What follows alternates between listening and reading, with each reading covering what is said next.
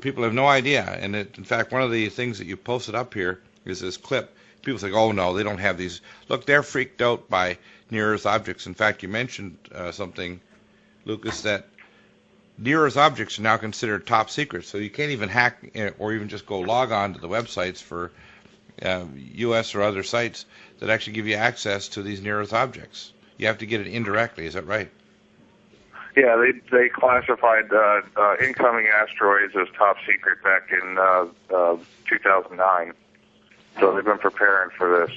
Earlier this week, you and I were talking about earthquakes in the United States Geological Survey, USGS, and how this automated system that posts earthquakes, the human beings come along. What have they been doing with these postings?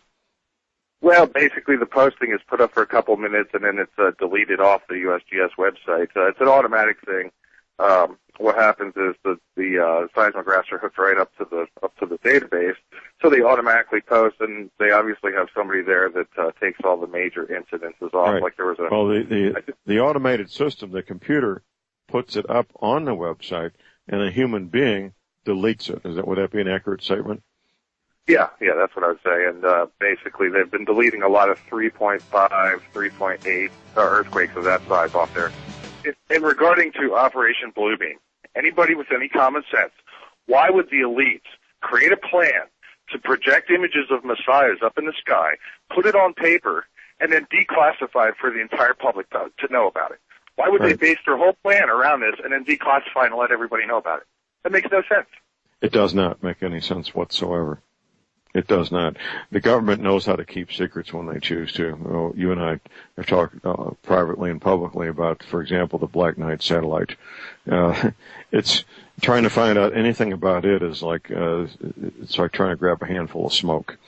But I've confirmed privately that this object does exist. They've known about it now for 50 years, and they've managed to keep it pretty quiet for 50 years. I have to give them credit. They know how to keep a secret when they choose to. Yeah, I mean, it would make no sense that they would put it on paper and then release it. To me, it seems like a psyop in order to get the people on board of an idea that doesn't really exist.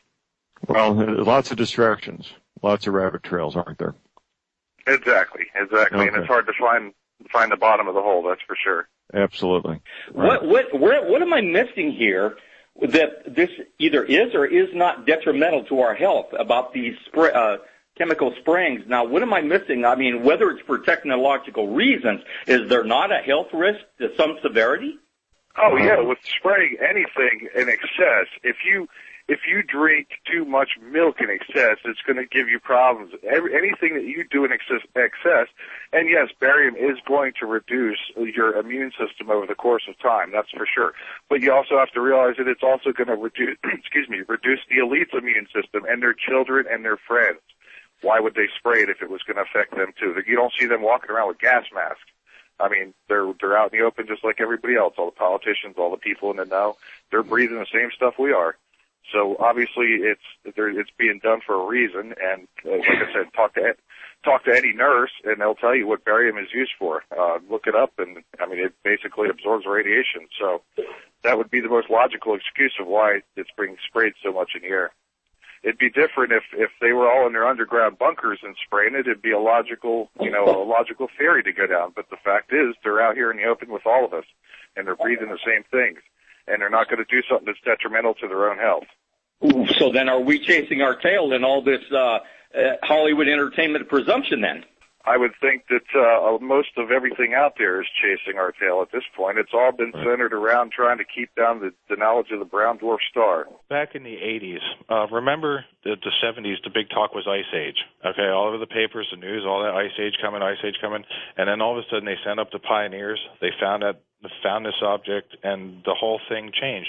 That's when they deregulated the economy in the 80s to basically create endless amounts of funds to deal with this event, and that's pretty much when the whole facade started to keep the public occupied while they prepared.